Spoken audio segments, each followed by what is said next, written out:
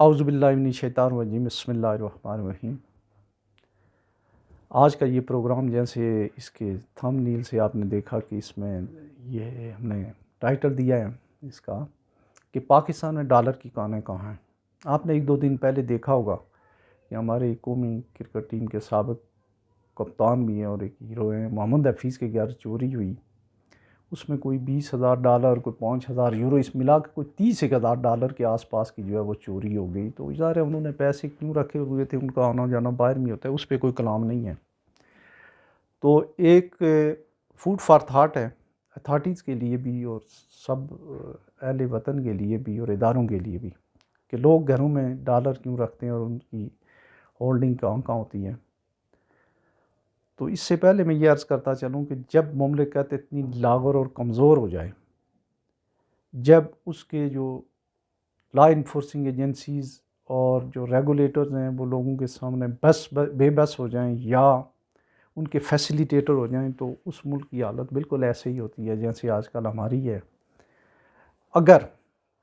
एक अच्छा ताकतवर किस्म का डिसीजन ले लिया जाए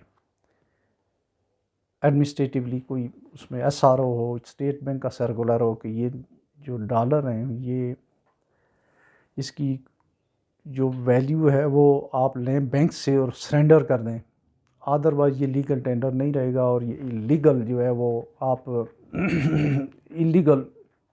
होल्डिंग करार दी जाएगी। तो मेरा नहीं ख्याल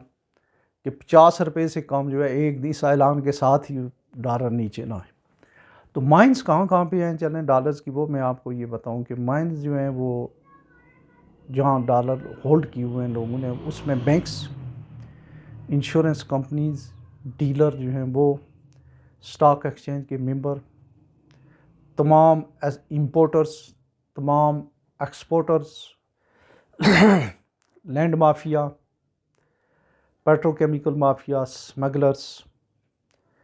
हमारी जो जितनी भी ट्रेड एसोसिएशंस हैं, ये ऑप्टिमा वाले हैं, पेट्रोकेमिकल वाली माफिया हो, ये फार्मास्यूटिकल वाली माफिया हो, इसके अलावा जितनी बड़ी बड़ी सोसाइटीज़ हैं उसमें ख्वाह वो बहरिया हो, वो कोई और बहरिया हो, DHA हो, बड़े बड़े जो फार्म हाउसेस हैं, ये सारे के सारे इसके अलावा जो गवर्नमेंट ऑफिशियल रिटायर्ड, बड़े गवर्नमेंट ऑफिशियल रिटायर्ड और आज़ाद सर्विस, जब मैं गवर्नमेंट ऑफिशियल कहता हूँ उसमें यूनिफॉर्म, नॉन यूनिफॉर्म, जजेस, आर्मी, एयरफोर्स, नेवी और ब्यूरोक्रेट सारे आते हैं। इनके घर, मेजॉरिटी के जो घर हैं बड़े जो हैं उनके घर, और इसके अलावा जो मैं शायद फार्म हाउसेस का मैं ज़िक्र कर चुका, तो जो पेशावर, बड़े शहर जो है पेशावर, कराची, कोयटा, पिंडी, इस्लामाबाद, लाहौर, फैसलाबाद वगैरह, इनकी जितनी भी सोने के जो ताजर हैं, प्राइस बॉन्ड के जितने डीलर्स हैं, इनके अपने वार्ड्स होते हैं इनके घरों में, और इनके नीचे मैंने फैसलाबाद में ख़ुद देखा, हमारे एक चीफ थे उनके साथ और एक हमारे एक ट्रेजरी के इंचार्ज थे, मैं उस वक्त करेंसी अफसर था स्टेट बैंक फैसलाबाद में, कि वो सोने की दुकान के नीचे एक बहुत, इस कमरे से कई गुना बड़ा वार्ड था, उसके अंदर कुछ प्राइस बॉन्ड और डॉलर पड़े हुए थे, और वो एक हमने as a gesture of goodwill उन्होंने हमें दिखा दिया था। तो इसके अलावा भी बेशुमार जो हैं वो जो लोग अक्सर जो लोग यहाँ से डॉलर एक्सपोर्ट करते हैं, बल्कि स्मगल करते हैं अफ़गानिस्तान और ईरान को, उन सब के पास हैं। क्रैकडाउन की ज़रूरत है और इसके लिए सख्त तरीन एडमिनिस्ट्रेटिव मेजर की ज़रूरत है, वो स्टेट बैंक की तरफ से हो, FIA की तरफ से हो और दूसरी लॉ इन्फोर्सिंग एजेंसी की तरफ से हो। तो बेशुमार लोगों ने, जैसे हफीज़ साहब के पास तो थोड़े थे, बेशुमार लोगों के पास से अगर इसके ऊपर क्रैकडाउन हो तो लोगों के घरों से हज़ारों में नहीं, लाखों में नहीं, मिलियन में जो है वो डॉलर्स और फॉरेन करेंसी बरामद हो सकती है। और ये फॉरेन करेंसी, इसकी होल्डिंग और ज़ख़ीरा अंदोज़ी की वजह से वो डॉलर जो है वो तकरीबन 290 280 पे ट्रेड हो रहा है। अगर इसके लिए कोई अप्रोप्रिएट एक्शन लिए जाएं, गवर्नमेंट के रिट जो है वो एक्सरसाइज हो इस शोबे में, तो डॉलर जो लोगों ने होल्ड किए हुए हैं, ये ज़ाहिर है कि पाकिस्तान में आए हैं तो उसमें कोई पाकिस्तान का उसकी कोई एक्सपोर्ट हुई होगी गुड्स और सर्विसेज। हुकूमत पाकिस्तान के फर्स्ट इनके ऊपर जो लियन है वो गवर्नमेंट ऑफ पाकिस्तान का, लेकिन लोगों ने होल्ड किए हुए हैं, दो वजह से होल्ड करते हैं।